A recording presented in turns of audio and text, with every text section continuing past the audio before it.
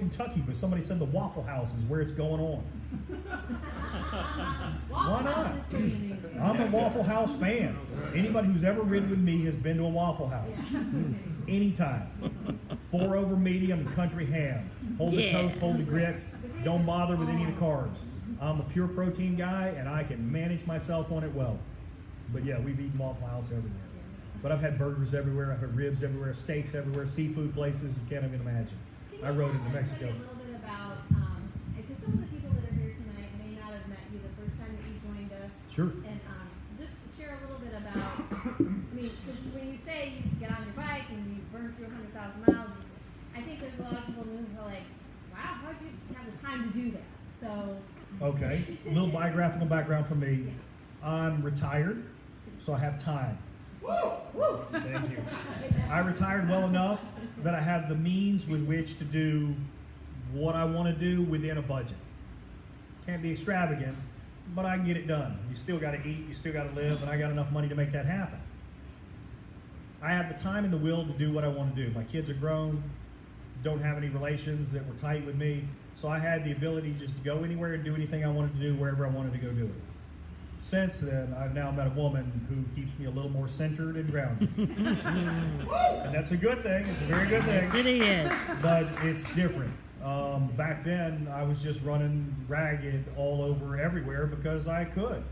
I retired from a life as a private chef, so food is a thing that I'm passionate about, and good food is something I'm very, very keen with, and unique and exceptional service is something I value very highly. And that's what I found here. Food's good. That trout place, Chubby Trout, I liked it. It's good.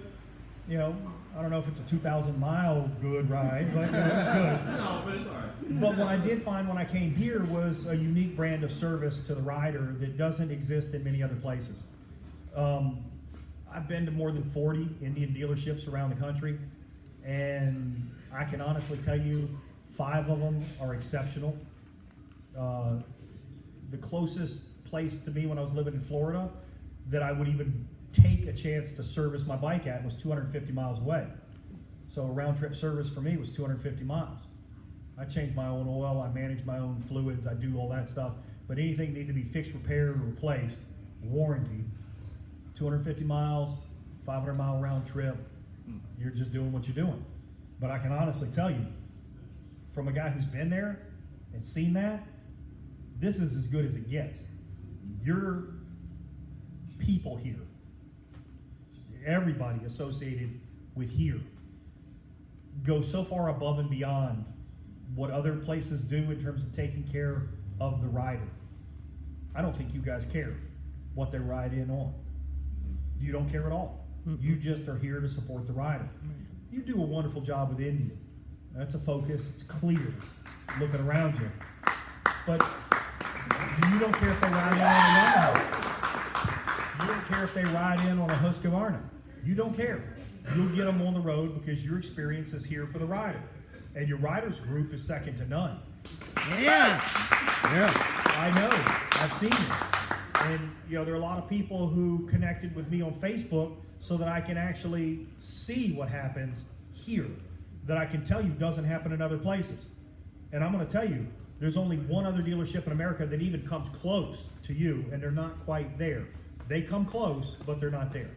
And that's Fort Collins, Colorado. Oh, yeah. He's amazing. Yeah. Amazing. Absolutely amazing guy. Brian, it just... That's how I think I started following you. They took a picture of your bike on their showroom floor when you were there getting an oil change or something. I was like, who's this guy? Key fob. Oh, key fob. I had a key fob failure, and they said, yeah, we can fix that for you. Where's your bike? And I said, it's right here. And they said, we'll pull it in. They pulled it in. They fixed the key fob in 10 minutes. You know, deleted it, added it, deleted it, added it. It wouldn't take. And then they said, yeah, you have a VCM failure, but here's a new key fob. Here's your code you can run until you get somewhere. We need to order the part. Where are you going to be in 7 days? And I said, leaving the country near Seattle. And they said, we'll find you a dealership. So at this point, they did what they did. They made the money they made, and they serviced me. Now they don't make any money, but they went so far beyond to schedule me into Pro Caliber Motorsports in Vancouver, Washington. Make sure by following up that they ordered the part, that they received the part, that it was going to be there when I was there, and they're prepared to do my service. And then followed up with me to reassure me that it was all taken care of and it was going to be good before I made this epic journey into Alaska, Canada, and back down into Sturgis to have myself some good time. They took care of everything. And I went back and thanked them after that, and they remember me like I was just there the next day. Couldn't be better people about the whole thing. He's an amazing guy. And even when they took the photo of the bike, usually they're like, no, we'll handle this. He said, just ride it on up in there. And I said, you trust me to ride this bike through these bikes? And he goes, you seem to have made it pretty far so far. All right. I said, good point. Pulled it right onto the showroom floor, took the pictures. It was as nice as can be about the whole thing. And I still think very highly of them, but I don't know enough about the riders group to know that they're that well supported. I don't know enough about their entire operation because I've only been there a few times. But whenever I'm coming through, and when I say coming through within 500 miles, I stop there. Every time. Great people. But other than you, that's what's out there. And then my home dealership, Fort Lauderdale, Florida, I'm not going to speak ill of anybody in particular, but I'm just telling you, if you love somebody, don't let them service there.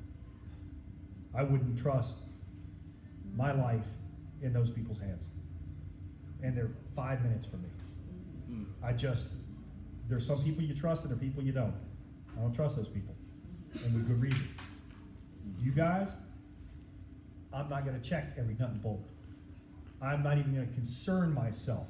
I'm going to get on this bike and I'm going to ride 2,200 miles without a single concern because I know it's done right.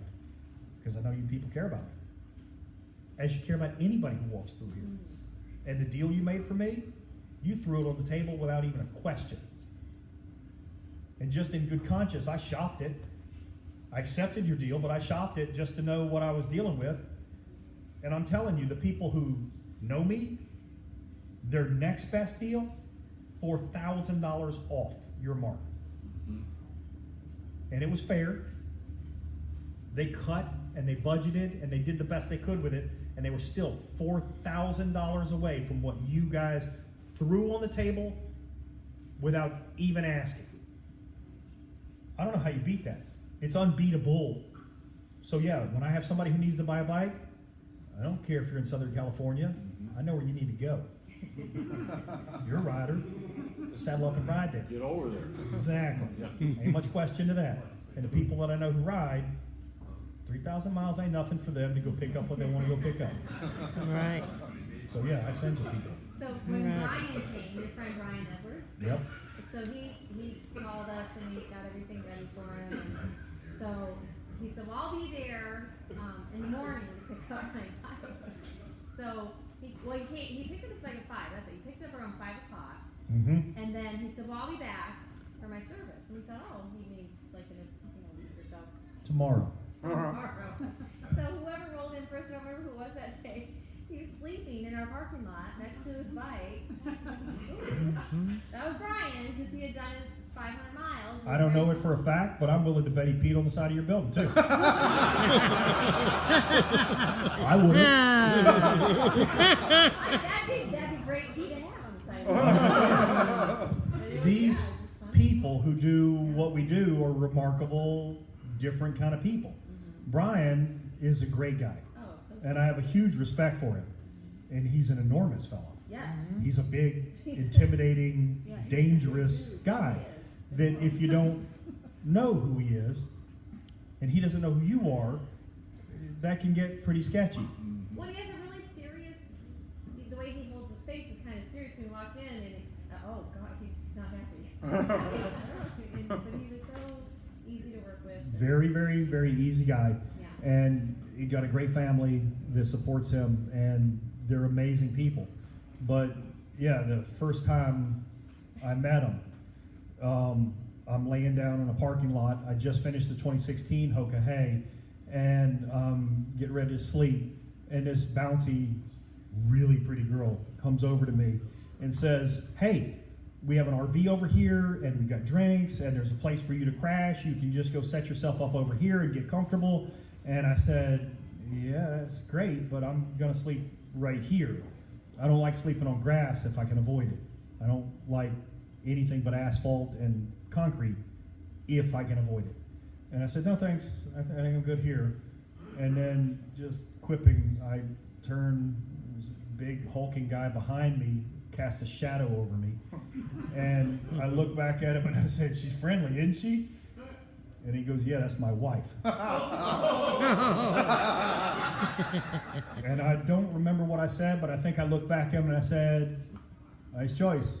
And walked away quickly.